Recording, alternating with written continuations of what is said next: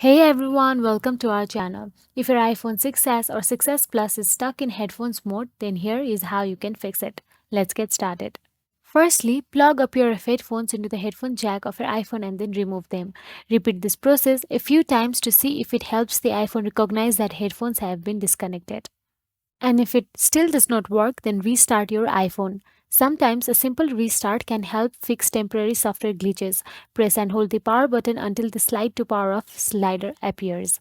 Slide it to power off your iPhone, then turn it back on after a few seconds by pressing and holding the power button again. Now for the third method, go to the settings app in your iPhone device, then tap on the general option available there. Inside general, scroll down and you will get to see transfer or reset iPhone option available. Simply tap on it. Inside it, you will get to see reset option available. Then again tap on it.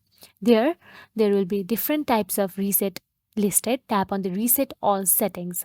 If the issue persists, you can try resetting all settings on your iPhone. By following these steps, you may be able to fix the issue of your iPhone 6s or 6s Plus being stuck in headphones mode.